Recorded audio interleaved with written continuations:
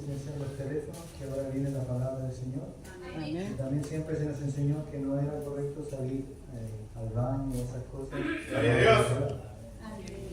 No por respeto al predicador, sino porque se abre la palabra del Señor. Así que bien, agradezco al Señor por la vida y la salud y esta oportunidad de encontrarme en su casa de oración y de tener este privilegio de poder exponer su palabra. Amén. Nos encontramos, ¿cierto?, en el mes de la Biblia, uno de los meses, al menos para mí, más importantes. Es la llegada del calor, a mí me gusta el calor, y se nos recuerda una vez al año sobre el libro que el Señor dejó para nosotros. Entonces es importante y hay que darle el lugar que corresponde. Así que en esta noche el Señor, a través de la oración, de la búsqueda, de la consagración, me mandó para defender, honrar, recordar, como usted quiera llamarlo, a alguien que no se puede defender, a alguien que no puede hablar por sí mismo, que es la palabra del Señor. Amén. Usted me dirá, no, hermano Benjamín, está en lo incorrecto, ya que la palabra del Señor es pura verdad. Cualquier debate lo gana. Claro que sí, mis hermanos, claro que sí. Pero, gracias, mi hermano. Pero les pongo el siguiente ejemplo. Si yo leo la palabra del Señor, practico la palabra del Señor y estudio la palabra del Señor, quiere decir que yo tengo la verdad porque estudio la palabra del Señor, porque hablo solamente la palabra del Señor. Pero si a mí me atan de manos y de pies y ponen mordaza en mi boca, ya no hay verdad que salga de mí. Nadie puede decir, el hermano Benjamín predica verdad, porque no se me escucha. Entonces, mis hermanos, si yo abro este precioso libro y digo, porque de tal manera amó Dios al mundo, que ha dado su Hijo unigénito, para que todo aquel que en él cree no se pierda, más tenga vida eterna. Oh, cuánta verdad tiene ese libro. Pero si yo hago esto, aquí no dice ninguna verdad más allá de que es santa. Fuera de eso, no puede decir nada. Entonces, mis hermanos, gracias a que la Biblia no puede hablar por sí sola, nos olvidamos de la Biblia. Porque si la Biblia pudiera hablar por sí misma, hablaría desde el closet en el cual la tiene guardada y dice, hey, guachito, acuérdate que estoy aquí. Hablaría desde la montonera de cosas que le tiene encima por no conocer la importancia de la palabra y diría, ¿sabes qué? Me siento un poquito apretada. Que el Señor nos dé de su gracia. Entonces, mis hermanos, hoy día el Señor me mandó a defender algo importantísimo, que es la palabra del Señor. Esta es la primera Biblia que yo me pude comprar, que yo quise comprarme. Siempre en la familia de los cristianos se acostumbró a heredar las Biblias, que la iglesia la regalara, pero esta fue la primera Biblia que yo me compré a mi gusto, y la primera que yo me compré. Y cuando me llega, veo que en su estampado de goma tiene anotado unas letras. Y cuando empiezo a leer las letras, son versículos. Y estos versículos, por ejemplo, son del tipo que dice, bienaventurados los que lloran porque ellos tendrán consuelo. Amén. Lo que quiso recalcar este estampado es que la escritura de la Biblia, y el que hoy día la tengamos en la comodidad de esa banca, de nuestra casa, 5 Biblias por casa, costó sangre. Costó sacrificio, dolor, ser experimentado en quebranto por muchos hombres, para que el día de hoy la tengamos. Y en el error que caemos todos los seres humanos es que la cotidianidad hace que le perdamos el respeto a las cosas. Entonces, mis hermanos, que el Señor nos dé de su gracia en esta hora para hablar de la palabra del Señor. La palabra del Señor se encuentra en Salmos, capítulo 119, versículo 105.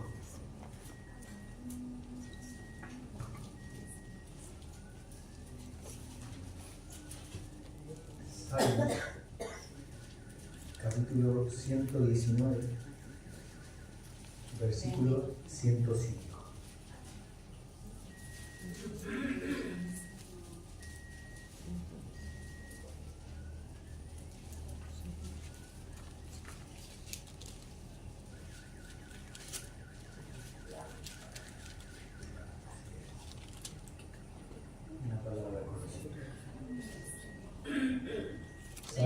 119, versículo 105. Bien, habiéndolo encontrado, le damos lectura en el nombre de nuestro Señor Jesucristo. Amén. Dice así la palabra del Señor.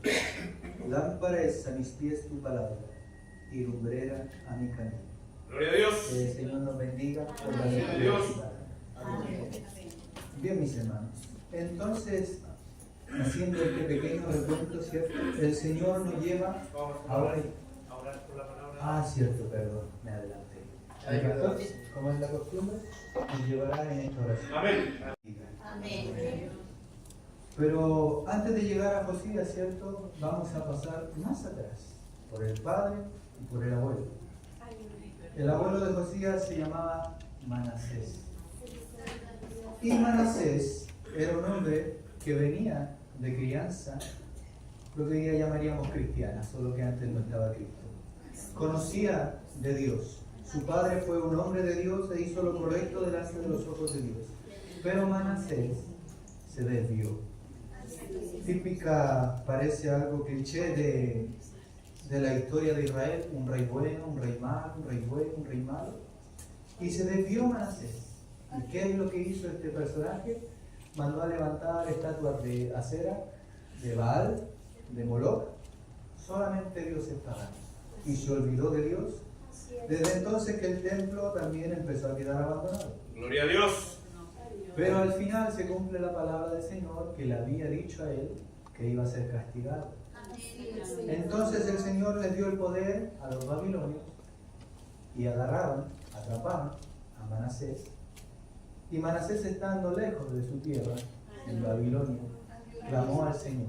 Gloria a Dios. Y el Señor misericordioso escuchó su oración, escuchó su arrepentimiento y lo perdonó. Perdonó a un hombre que alabó a Moloch, el cual pedía sacrificio de niños en fuego. Que el Señor nos bendiga. Amén. Y comprendamos qué bueno es el Señor.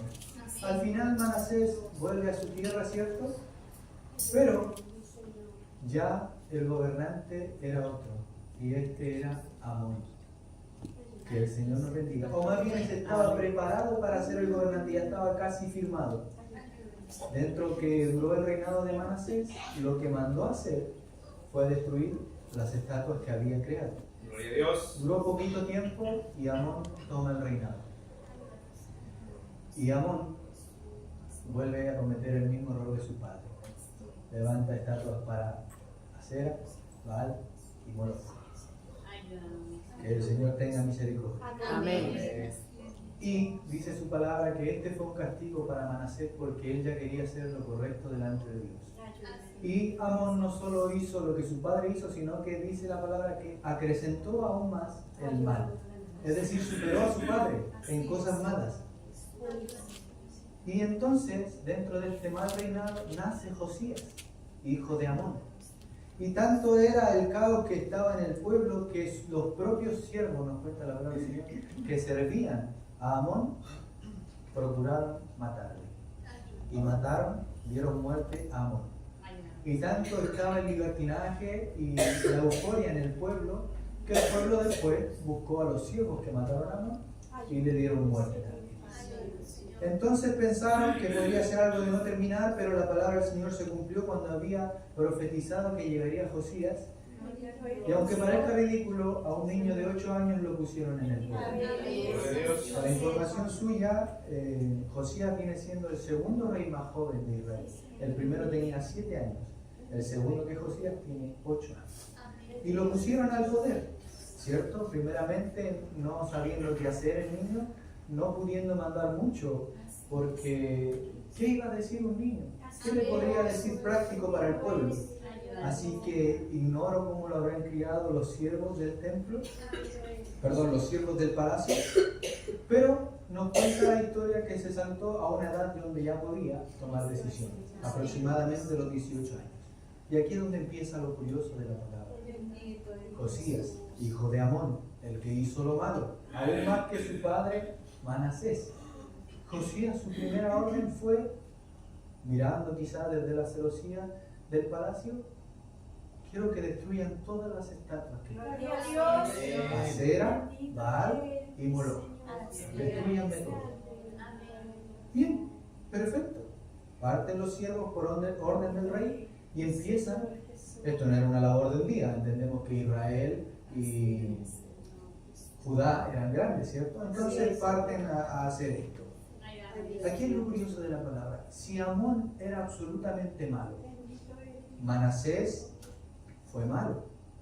Y el pueblo era aún más malo. ¿De dónde sacó Josías la idea, que él no conocía, no sabía que era lo correcto, de hacer lo correcto? Aquí es cuando la palabra del Señor, ¿cierto?, nos recuerda que Manasés se arrepintió en su vejez. Que el Señor nos bendiga. Yo siempre he tenido el punto de vista que la vejez es la reconciliación que tiene el hombre con Dios, porque el hombre vuelve a ser un niño. El hombre se ve menguado por las enfermedades, por ende necesita más comunión con el Señor. Así que solo vamos a imaginar, ¿cierto? A mí me parece lo más probable que el abuelo fue el que lo instruyó en la palabra, porque el abuelo venía de un hombre de Dios. Al final de su tiempo se arrepintió, y finalmente le voy a decir cuál es la razón que yo imagino, aunque parezca cruda. Si Cristo viniera hoy y nos llevara a todos los que hemos creído en Él, sus hijos, los que no han creído en Dios, los que no han hecho la voluntad de Dios, ya sea hermano Isaac, hermano Benito, cualquier hermano que sepa que tenga hijos fuera de lo que es la voluntad del Señor, lo primero que van a decir cuando no vean a los cristianos, no van a decir lo que predicaban los locos allá afuera era verdad. Lo primero que van a decir, lo que predicaba mi padre era verdad, lo que predicaba mi abuela era verdad. Y lo que van a ir a hacer por cierto instinto de supervivencia, yo sé que ella tenía una Biblia, otros dirán, yo sé que ella tenía un banjo, y lo irán a buscar. Entonces eso es lo que pasó con Josías. Siendo un niño, después fue un adolescente, el padre envuelto en vicios y en pecados, ¿cierto? Quizás no tenía tiempo para Josías. Y el abuelo ocupaba esas oportunidades, ya que no podía faltar el respeto al rey, en sigilo, y se iba donde Josías. Y decía, mira hijo, ¿ves lo que pasa en el pueblo allá afuera? Eso está mal. Hay un Dios que todo lo ve. Hay un Dios que no quiere esas estatuas. Entonces Josías empezó a entender eso, ¿cierto? Pero si usted le dice a un niño el bien y el mal, ¿cierto? Esto está bien y esto está mal por esto está bien por lo otro. Perfecto, el niño entiende.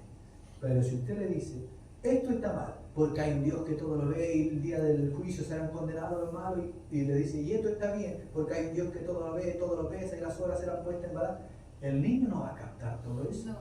Lo único que se le va a quedar es cuando usted termine y le diga, y eso está escrito en la Biblia.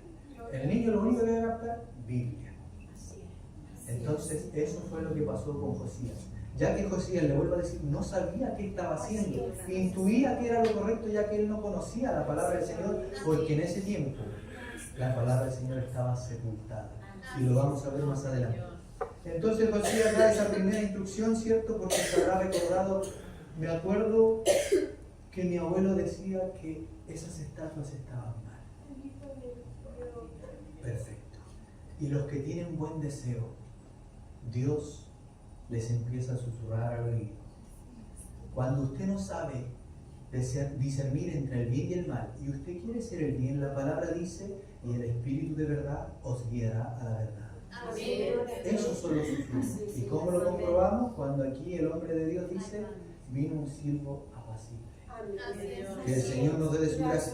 Entonces está Josías, ¿cierto? Mientras los siervos van rompiendo todo lo que va a su paso en cuanto a los dioses paganos, ¿cierto? Y estará él en su palacio, en su templo, y pensará, ¿qué más? ¿Qué más? ¿Qué más puede ser? Y yo me imagino que habrá sentido. Él no lo procesará así, no lo habrá procesado así, pero los que han escuchado la voz de Dios saben que es así. Y él habrá escuchado un libro. En su pensamiento, en su alma, ¿O habrá recordado? Un libro. Hay un libro. Y entonces vino inmediatamente el recuerdo, quizá, mi abuelo me había dicho que había un libro en el que estaban escritas estas cosas. Lo necesito porque ese libro me va a dar la razón de por qué estoy haciendo estas cosas. Entonces, mis hermanos, cuando los siervos llegaban delante del rey, él les dijo, necesito otra cosa. Necesito que me traigan el libro. Ni él sabía lo que estaba pidiendo, ni los siervos sabían lo que pedían. Pero le dijeron, perfecto, mi rey, traeremos el libro. No sabían qué estaban buscando, porque tanto tiempo había pasado, generación y segunda generación, donde la Biblia y todo lo que tenía que ver con Dios, no conocida como Biblia en ese entonces, estaba sepultado. Entonces, mis hermanos, parten, ¿cierto? Y le dice, se me olvidó este detalle, quiero que me arreglen el templo, porque probablemente también vio por su celosía y le preguntó, ¿y qué es eso que está allá? Ah, querido nieto, eso es donde se alababa al Señor. Eso es donde tu padre no quiere que entren ahora. Eso era para arrepentirse, para rendir cuenta delante de Dios. Manda a reparar el templo. Sus siervos parten para allá, ¿cierto? Dicen que con la plata que habían recaudado, que quedaba, se la pasan a los carpinteros, a los maestros, a los ingenieros, a todo aquel que fuera conocedor de algún tipo de obras, y entre los cuales también había músicos. Y se la pasan a ellos, ¿cierto? Y los siervos solamente vigilaban que hicieran el trabajo.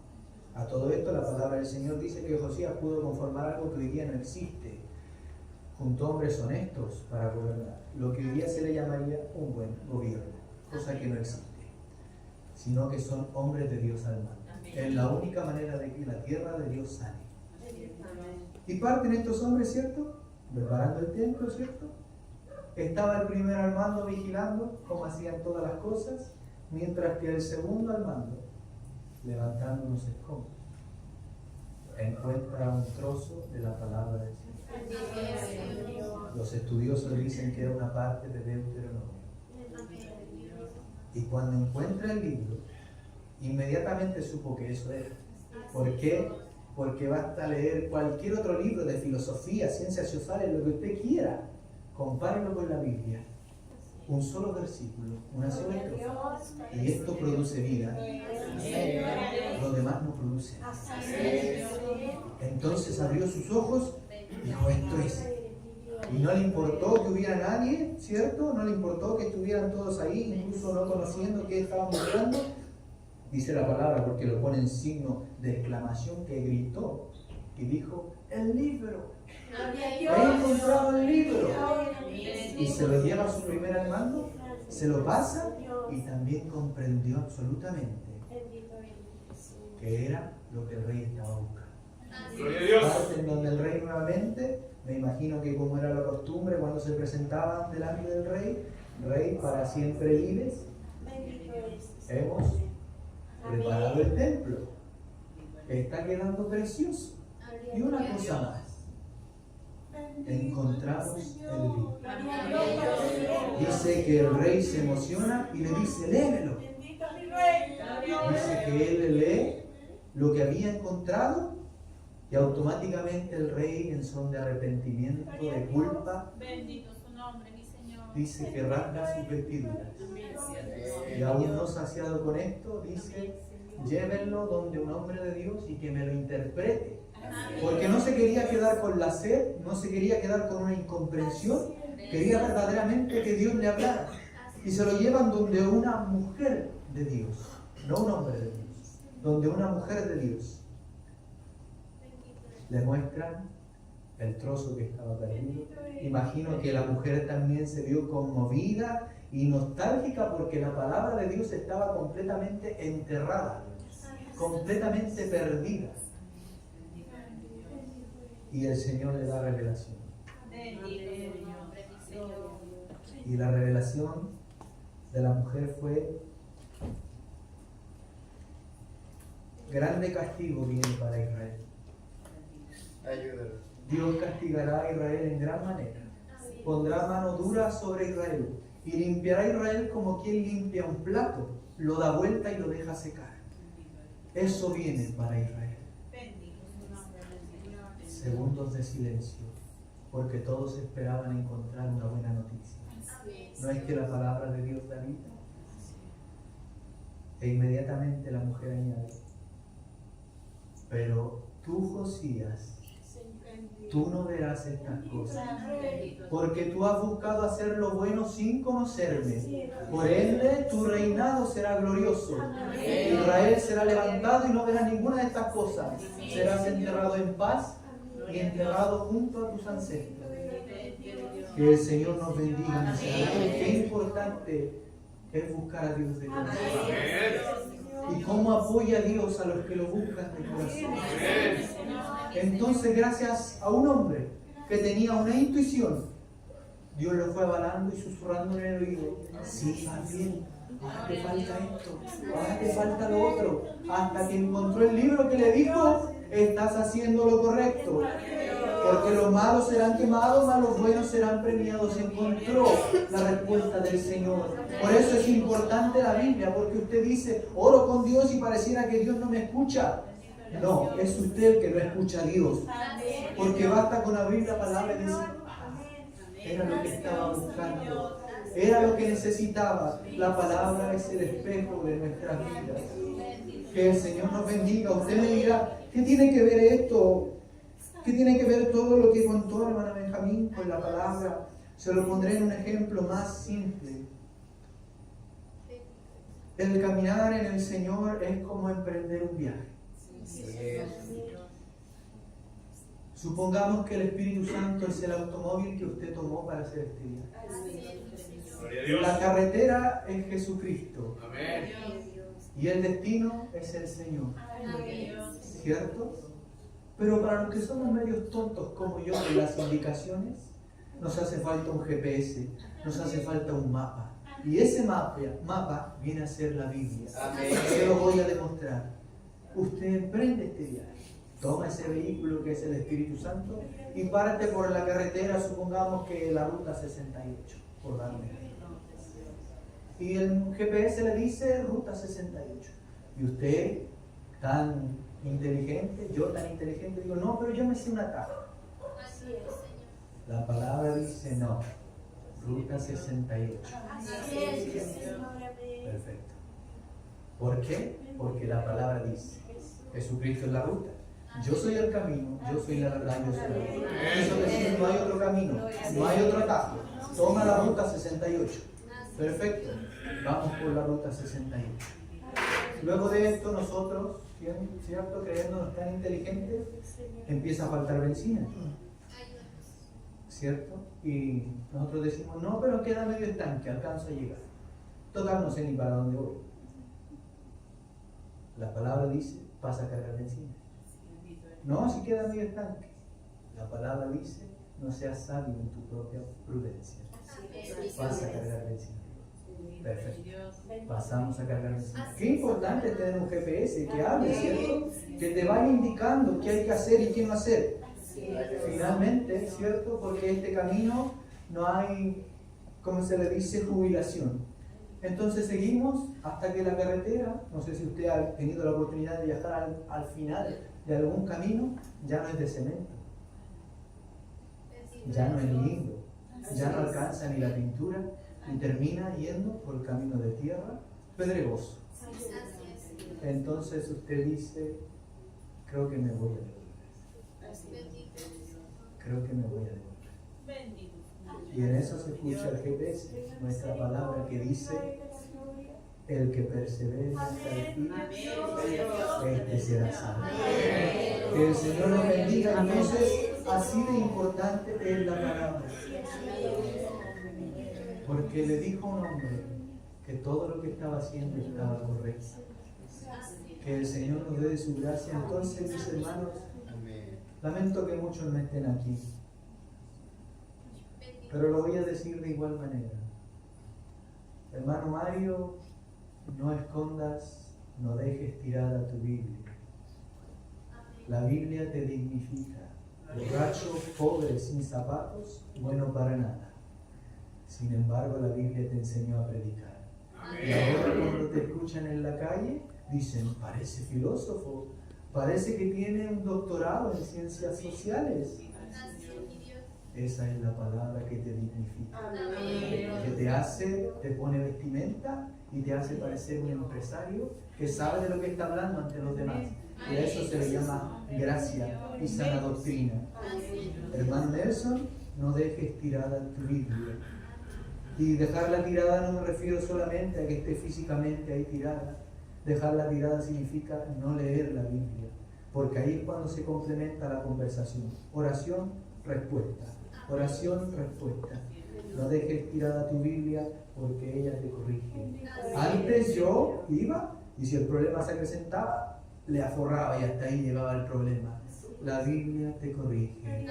Bienaventurados los pacificadores, porque ellos verán a Dios. Que el Señor nos dé su gracia.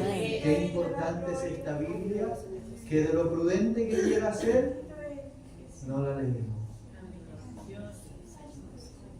¿Cómo es mi pastor?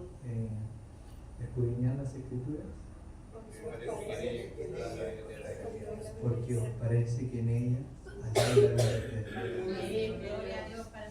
A mí no me parece, así es.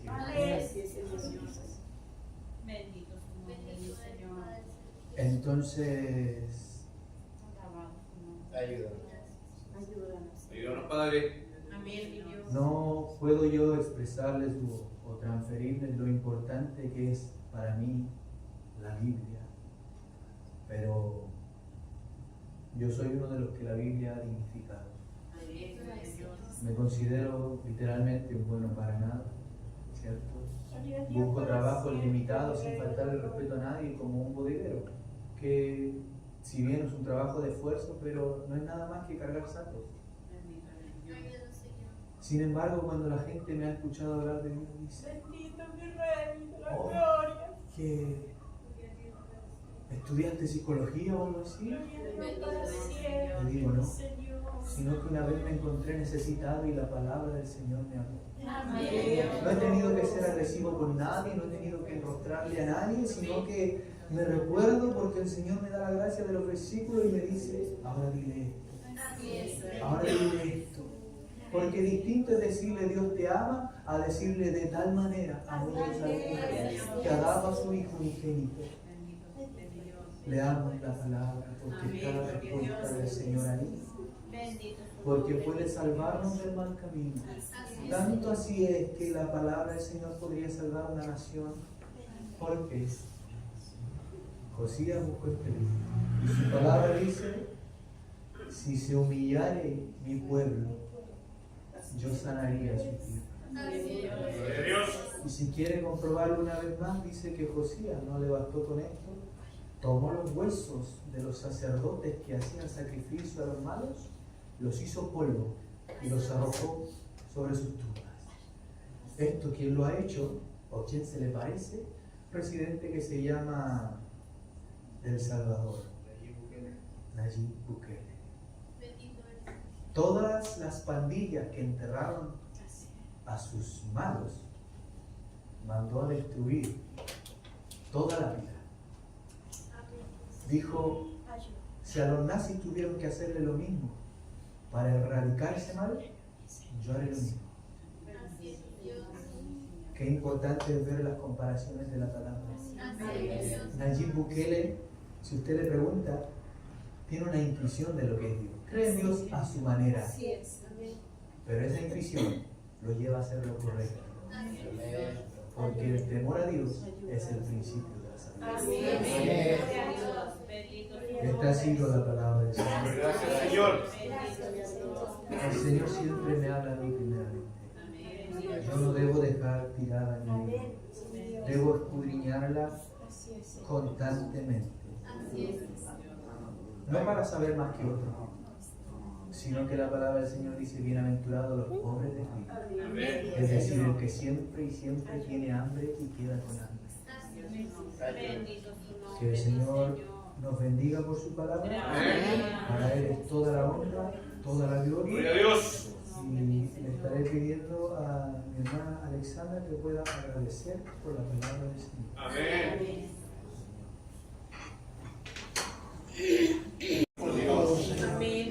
Pedimos en esta hora, Señor bendito, que Gloria a Dios. guarde a cada uno de sus hijos, Sea mi Padre. Dios. Por Luis Hernández, Señor, Amén. que ha sido asaltado, Padre, y pedimos que Gloria a usted Dios. arregle su vida, Señor. Amén. Señor, sano si está enfermo, Padre celestial. cúralo, Señor amado, si está herido, Señor mío. Gloria a Dios. Guárdanos de todo mal, Señor, de todo peligro, por Gloria el al de Señor. Dios. Cuida a sus hijos, Padre mío, Señor. Cuide sus hogares, Señor, ellos andan acá ahora, pero cuide sus hogares, Padre mío. Que su ángel, Señor, acampe alrededor de sus Gloria a hogares. Dios. Acompáñanos ahora, Señor, que usted nos acompañe a cada uno de nosotros, Amén. a cada uno de sus hogares bendecidos, Gloria a Dios. con la bendición del Padre, del Hijo y del Espíritu Santo. Amén. Gloria a Dios. Gloria a Dios. Gloria a Dios para siempre. Que nuestro Dios de paz nos guarde. Amén.